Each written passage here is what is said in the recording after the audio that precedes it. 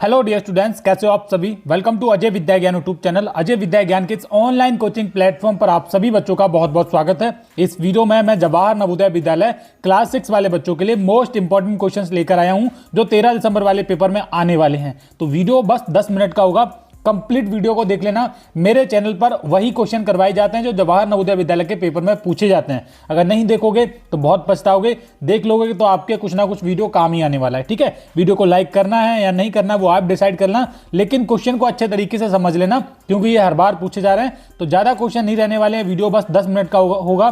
पहले नंबर पर आप देखिए, ये वाला क्वेश्चन है, ये पहला नंबर क्वेश्चन है। यहां पर है 80 से 10% अधिक बड़ी संख्या है। ये जो क्वेश्चन आप देख रहे हो सकता है ये आपको इजी लगे, लेकिन आप देखोगे कि ये क्वेश्चन परीक्षा में आप सभी को देखने के लिए मिलते हैं और बच्चे परीक्षा में गलत कर देते हैं। अब बहुत सारे बच्चे सोचते हैं कि 80 से 10% बड़ी संख्या क्या हो जाएगी, 90 हो जाएगी, लेकिन ये गलत आंसर है। ऐसे नहीं किया जाता है क्वेश्चन को। आप क्या करेंगे, यहाँ पर लिखेंगे 80 और 80 से 10% बड़ी अधिक पूछ रहा है, यानी कि आपको 100 में जोड़कर लिखना है और 100 में 10 जोड़ोगे तो कितना हो जाएगा, 110। और बटे में आप ये परसेंट का साइन है ना, ये हटाओगे तो नीचे आपका 100 आ जाएगा। अब एक जीरो से ये वाला जीरो हट जाएगा, कट हो जाएगा, और ये एक वाले से ये वाला कट हो जाएगा। अब हमारा 11 बचा है और हमारा 8 बचा है। अब 11 इंटू 8 करोगे तो आपका राइट आंसर आ जाएगा 88। ठीक है, यानी कि 88 आपका राइट आंसर आ रहा है। तो क्या है, 80 से जो 10% बड़ी संख्या है वो हमारी ऑप्शन नंबर सी में दी गई है, 88। तो इसी तरीके से आप सभी स्टूडेंट को भी अपना सोल्यूशन करना है। चलिए क्वेश्चन नंबर 2 की तरफ बढ़ते हैं। ये हमारा क्वेश्चन नंबर 2 आ चुका है। इसको थोड़ा सा मैं जूम करता हूं ताकि सभी बच्चों को अच्छे तरीके से दिखे। पहले क्वेश्चन को अच्छे तरीके से पढ़ना है, मैं आपको फिर से बोलूंगा, तभी आपका राइट आंसर आएगा। इसको ध्यान से देखना है। एक दुकानदार कोक की प्रत्येक बोतल 10 रुपए या 30 बोतलों की क्रेट 240 रुपए में बेचता है।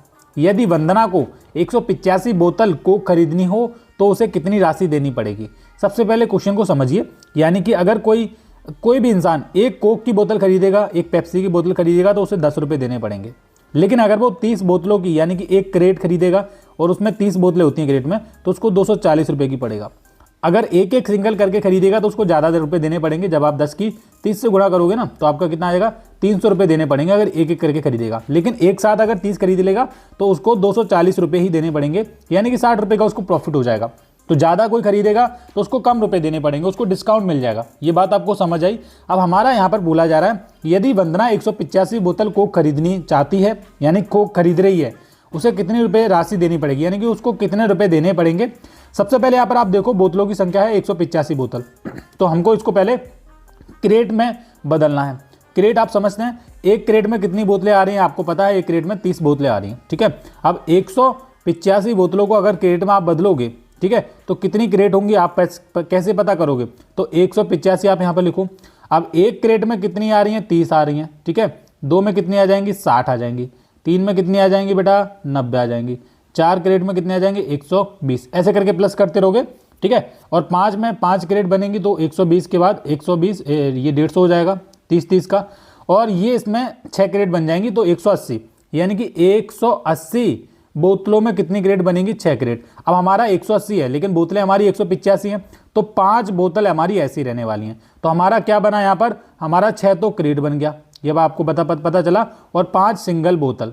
अब आपको एक चीज़ बताऊं, उनका रेट पूछा गया है, तो एक क्रेट का मूल्य कितना था, 240 रुपये था। ठीक है, तो आप क्या करोगे, 6 क्रेट का पता करोगे तो 240 की सबसे पहले आप 6 से गुणा करोगे।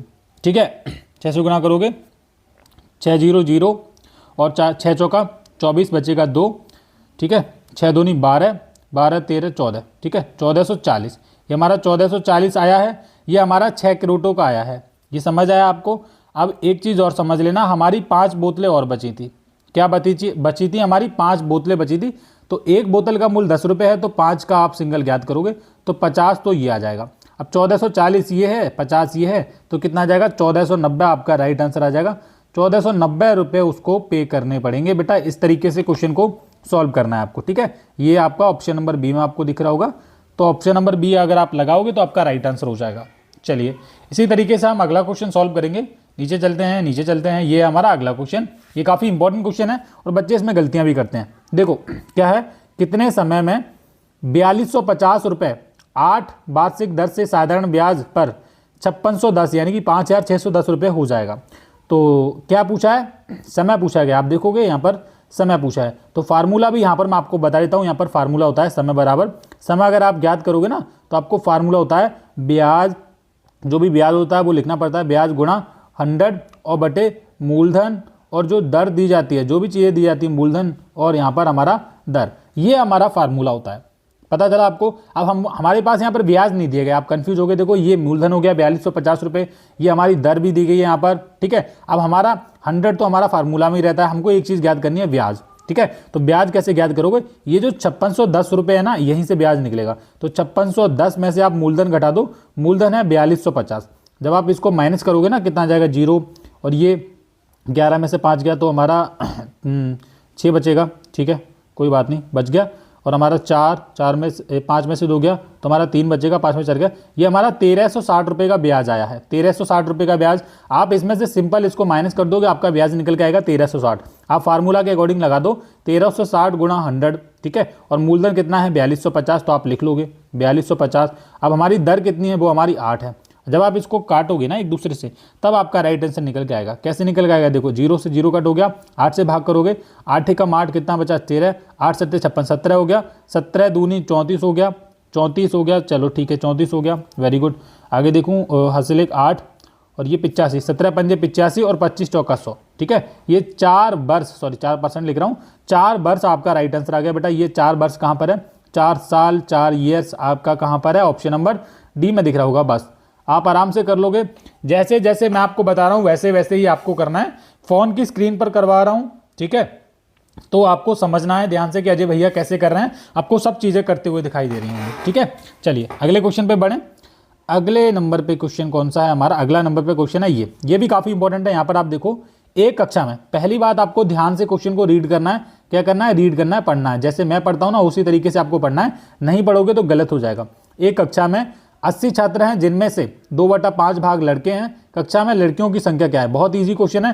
टोटल आपको पता है कि 80 छात्र हैं, तो आप क्या करोगे, टोटल आपको पता है कितने छात्र हैं 80। अब 80 में 2/5 भाग लड़के हैं, तो 80 का 2/5 भाग करोगे ना, ये कितना हो जाएगा 16 पंजे 80 और 16 दूनी 32। यानी कि जो लड़कों की संख्या है, ये हमारे बॉयज कितने आ गए, ये 32 आ गए। लड़कियों की संख्या पूछी गई है, तो हमारी टोटल 80 थे, 80 में से 32 घटा दोगे, 80 माइनस 32 करोगे ना, तो आपका राइट आंसर निकल के आ जाएगा 8, ठीक है। और ये हमारा कितना बचा हमारा 7 और 4, ये 48 आपका राइट आंसर हो जाएगा ऑप्शन नंबर डी में, ठीक है। आप पहले नंबर पे इस तरीके से भी कर सकते हो, जैसे मैंने बताया। यहाँ आप क्या काम करना, 80 लिख लेना और 2/5 भाग लड़के हैं, तो 2/5 का मतलब है 5 में से 2 घटाओगे, 3/5 भाग लड़कियां हैं। तो 80 का डायरेक्ट आप क्या कर सकते हो, 80 गुणा 3/5 भी करोगे, 16 पंजे 80 और 16 तिया 48। ये आपका डायरेक्ट राइट आंसर आ गया। दोनों तरीकों से मैंने आपको बता दिया। इसी तरीके से किस भी तरीके से भी आप करोगे तब भी आप बस समझ लेना, समझना आना चाहिए। ऑप्शन नंबर डी आपका राइट आंसर आ जाएगा। डियर स्टूडेंट्स, अगले क्वेश्चन की तरफ बढ़ें। ये हमारा अगला क्वेश्चन है, इसको ध्यान से देखना है, बहुत सारे बच्चे गलतियां करने वाले हैं। एक फल विक्रेता, फ्रूट सेलर, 100 रुपए के 1 दर्जन संतरे बेचकर, 100 रुपए के 1 दर्जन संतरे बेचकर 20 रुपए लाभ कमाया, उसका लाभ प्रतिशत ज्ञात करो। कुछ क्वेश्चन को समझो बेटा, बारीकी समझो। एक फल विक्रेता है, 100 रुपए के क्या है, उसने 100 रुपए के संतरे बेचे हैं, 1 दर्जन 12 संतरे बेचे हैं, 100 रुपए के बेचकर ही उसने 20 रुपए का लाभ कमा रहा है। यानी कि जो लाभ है ना हमारा, वो इसी में इंक्लूड है, ये समझ लेना, अलग से नहीं कमा रहा है। आप करो 120 कर लो, ये गलत हो जाएगा, ऐसे नहीं करोगे। 100 रुपए का बेचा है तब उसे 20 रुपए का लाभ हो रहा है, यानी कि वो चीज हमारी एक्चुअल कितने की थी, वो 80 रुपए की थी। अब उसको 20 रुपए का लाभ हो रहा है, यानी कि उसने 100 रुपए की बेची है तभी तो हो रहा है, ठीक है। उसको लाभ कितने का हो रहा है, उसको लाभ हो रहा है 20 रुपए का, और वो वस्तु का क्रय मूल्य क्या है, 80 रुपए है। समझ आया आपको मैं क्या कहना चाह रहा था, बिल्कुल समझ गए। अब हमको क्या करना है, लाभ प्रतिशत ज्ञात करना है। हमारा लाभ हुआ है 20 रुपए का, हमने कितने रुपए की वो खरीदी थी, 80 रुपए की, ठीक है। गुणा 100 कर लो, आपका राइट आंसर हो जाएगा 20 चौका 100 और 25% आपका क्या हुआ है, लाभ हुआ है। ये आपका कहाँ पर है, 25%, ऑप्शन नंबर डी वाले में हो जाएगा, ठीक है। सही है। ऐसे ही इंपॉर्टेंट क्वेश्चंस की वीडियो को देखने के लिए सब्सक्राइब कर लो अजय भैया के चैनल को। एग्जाम तक आप सभी को पढ़ाने वाला हूँ, सिलेक्शन आपका करवा के रहूँगा। Thank you.